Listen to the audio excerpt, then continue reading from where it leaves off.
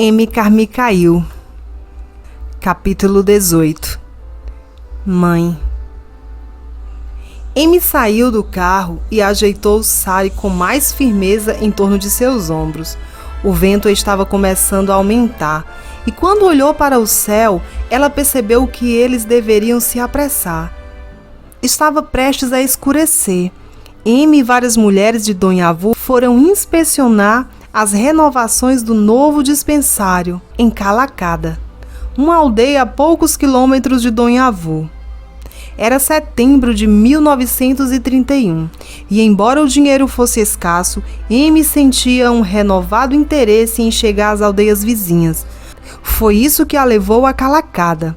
Duas mulheres da família Donhavu haviam esperado 5 anos para criar um dispensário na aldeia. E agora elas finalmente encontraram uma casa. A princípio, ninguém na aldeia queria alugar imóvel algum para os cristãos, mas M e as duas mulheres venceram pelo cansaço e alugaram uma casa que estava vaga havia 3 anos. O homem alugou a casa para M. Quem mais alugaria uma casa assombrada se ele não alugasse para os cristãos? Uma vez por semana, M era levada a Calacada para ver como as reformas da casa estavam progredindo. Ela queria que tudo no dispensário estivesse perfeito para as enfermeiras. Naquela noite, o senhorio não estava em casa e levou algum tempo antes que ele pudesse ser encontrado para deixar as mulheres entrarem na casa. Mais tarde, assim que os últimos raios de luz do sol brilharam, as mulheres foram levadas à casa. M inspecionou os novos armários e as prateleiras. Eles pareciam muito bons. Então ela deu um pulo do lado de fora para ver o progresso feito na limpeza do quintal. Ela não viu o buraco. De repente ela tropeçou e caiu para a frente. Ela ouviu um estalo e sentiu um andor abrasador a subir pela sua perna direita. Ela ficou deitada no chão, em agonia. As outras mulheres se apressaram em sua ajuda. Elas a confortavam e a mantiveram quieta enquanto alguém dirigia de volta a Donhavu para buscar um caminhão. O caminhão estava de volta em tempo recorde e M foi colocada em uma maca e erguida até a parte de trás dele. O caminhão voltou para o hospital em Donhavu, onde a doutora May, uma das médicas do hospital, examinava os ferimentos de M. Ela balançava a cabeça enquanto a examinava. M contava 63 anos de idade e tinha uma perna quebrada e um tornozelo torcido. Ela precisava ser atendida por um especialista em ortopedia em outro hospital. A doutora May aplicou em M uma injeção de morfina para a dor e se sentou ao lado dela enquanto o caminhão atravessava a estrada para Neiô, onde havia um hospital com um especialista em ortopedia. O especialista colocou a perna de M em um gesso e enfaixou seu tornozelo torcido. Depois de vários dias no hospital, M foi autorizada a voltar para casa em Donhavu. Depois das primeiras semanas, sua perna começou a curar, até que ela começou a poder sair até a varanda na frente do seu quarto. O inchaço no tornozelo diminuíra de forma que ela podia calçar os sapatos de novo. No entanto, algo ainda não estava certo. Ela sentia muita dor nas costas e esta não estava melhorando nem um pouco. Na verdade, enquanto o resto de seu corpo curava, suas costas pioravam. A doutora May e o Dr. Weber começaram a se preocupar. Havia algo errado com M, só o tempo diria. Infelizmente foi isso que aconteceu. A verdade que se revelou devagar. M sofrera um dano irreparável nas costas durante a queda e, como resultado, ela ficara parcialmente aleijada. Embora sua perna quebrada tivesse cicatrizado, nas 2 décadas seguintes, ela nunca mais caminharia além de alguns passos, nem ficaria fora da cama por mais de 1 hora. Foi uma boa coisa que essa dura verdade tenha se revelado devagar, porque levou muito tempo para M se acostumar com a ideia de estar aleijada. Tendo sido tão ativa por tanto tempo, era difícil para aceitar a nova condição de vida. Ao mesmo tempo, ela adorava ficar no quarto, designado por ela de o quarto da paz. O cômodo tinha uma biblioteca completa de livros inspiradores que os amigos lhe enviaram ao longo dos anos. Amy não tivera a chance de ler muitos deles, mas agora ela aparecera. Uma enorme gaiola fora construída na varanda para que Amy pudesse ver os passarinhos, principalmente os canários de sua cama. Às vezes, Amy até convencia a enfermeira a deixar os pássaros voarem livremente pelo quarto. Os pássaros faziam uma bagunça terrível, mas Amy adorava alimentá-los e vê-los voar baixo e pousar na cama. O jardim fora de sua janela era mantido com cuidado e esmero. Buganvílias e jasmim subiam com delicadeza em torno dos pilares da varanda. Apesar do ambiente e da bondade das pessoas com ela, Amy ficava incomodada pelo fato de ser um fardo para as pessoas. Desde o dia em que ela e seus irmãos ajudaram a velha senhora com um saco de madeira e pau, todos aqueles anos atrás em Belfast, ela vivera para servir aos outros. Agora ela precisava ser ajudada, quase o dia todo. Era algo muito difícil de aceitar. Amy era a pessoa que odiava aparecer em fotos. Ela escrevia histórias sobre si como se fossem aventuras de outra pessoa para não chamar atenção. Agora todos sabiam que ela estava doente e que precisava de ajuda. Amy passara tantos anos focado nas outras pessoas que não queria o foco em si mesma. Ela até achava difícil falar com os médicos sobre sua saúde. Ela preferia falar com eles sobre coisas mais importantes. Mesmo doente em sua cama, havia algo que Amy ainda podia fazer.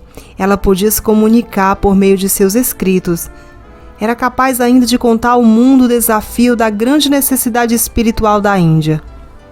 Durante anos, seus mantenedores e amigos lhe imploraram para escrever toda a história de Dunyavu.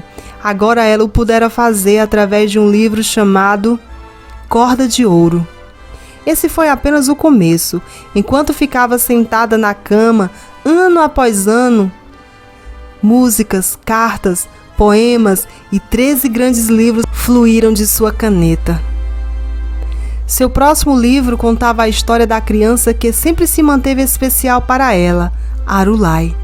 O livro foi chamado O Arado e começava com Arulai chegando na porta de Amy 33 anos antes. Arulai contava 49 anos quando Amy sofreu a queda. Todos acreditaram que ela assumiria a maior parte da liderança de Amy na família. No entanto, não foi o que aconteceu. Logo após a queda de Amy, Arulai pegou varíola. Ela se recuperou, mas não de forma plena. Às vezes ela se sentia tão fraca que ficava deitada por vários dias no quarto ao lado de Amy. E elas trocavam mensagens que continham itens de oração e versículo da Bíblia.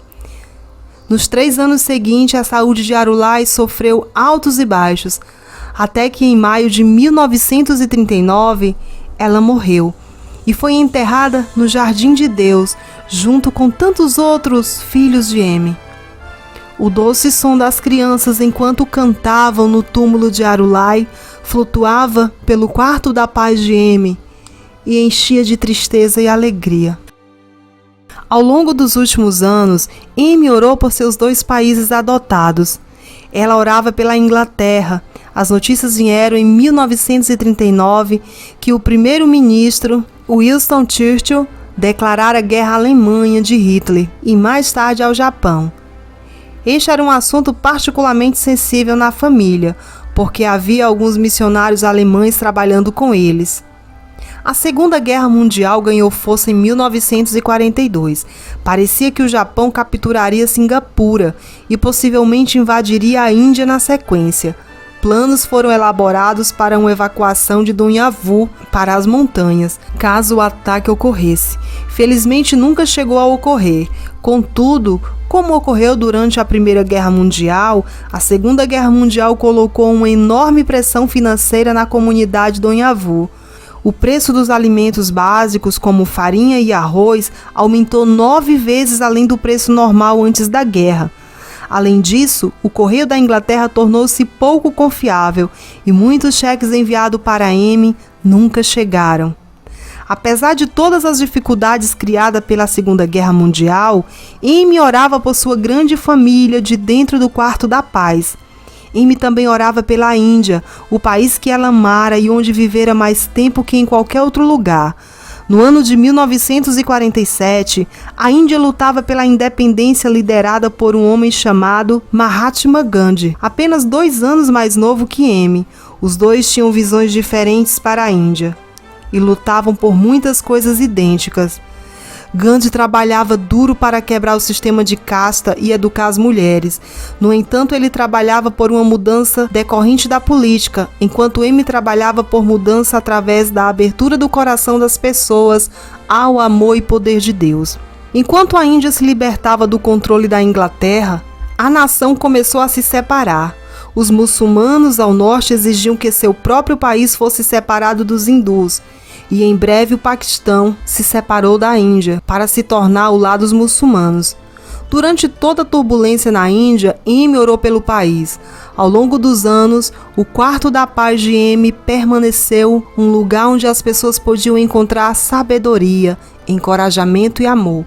Amy raras vezes se esquecia de escrever uma nota para o dia da chegada, o dia que celebrava a chegada de cada criança a Donhavô. Ela também encorajava os membros da equipe. Ela participava com regularidade da liderança da família de sua cama. Embora tivesse ficado inválida por muitos anos, Amy tinha centenas de amigos que a amavam e cuidavam dela. As palavras que Deus lhe dera na caverna em Arima, no Japão, mais de 50 anos antes, provaram ser mais que verdadeiras. Ele prometera a Amy que, embora ela não se casasse, jamais ficaria sozinha. E ela nunca esteve. Ela foi uma mãe para centenas de meninas e meninos e uma amiga para muitos outros.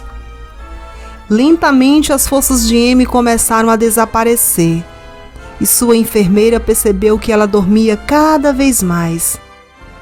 Então, na manhã de 18 de janeiro de 1951, ela simplesmente não acordou. Poucas semanas depois do aniversário de 83 anos, ela passou para o outro lado, como muitas vezes descrever a morte.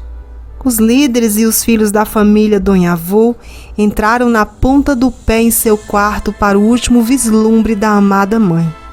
A família sabia exatamente o que fazer após sua morte. Amy os fizera prometer semanas antes que a enterrariam no jardim de Deus, exatamente como haviam feito com os que partiram antes dela. Não haveria nenhuma movimentação extra, nenhum caixão e nenhuma lápide para marcar seu túmulo. De acordo com o seu desejo, o corpo de Amy foi coberto por um sari. Foi pousado sobre uma placa de madeira plana. As crianças colheram centenas de flores perfumadas e as colocaram sobre ela, até seu corpo inteiro se encontrar sob o montículo de flores. Ao meio-dia, seu corpo foi levado para a igreja da vila. Centenas de pessoas foram até lá render os últimos respeitos a ela. Seu velho amigo, o bispo Silver, de Tinnevelly, correu para Donhavô para dirigir o culto fúnebre aberto ao público. Então, com os sinos da torre de oração tocando um dos hinos favoritos de Amy, seu corpo foi levado com serenidade para o quarto da paz, para a despedida particular dos membros da família. Por último, a tábua que trazia seu corpo foi erguida ao ar nos ombros de seus filhos. Um coro de pequenas vozes cantava as músicas que Amy escrevera para eles quando seu corpo foi levado para o jardim de Deus. O corpo de Amy Carmichael foi colocado para descansar sob uma árvore de tamarindo em Donhavô, Índia.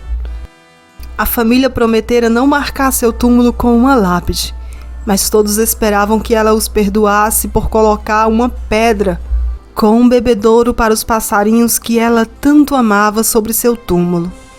Nela está escrita uma única palavra: Mãe.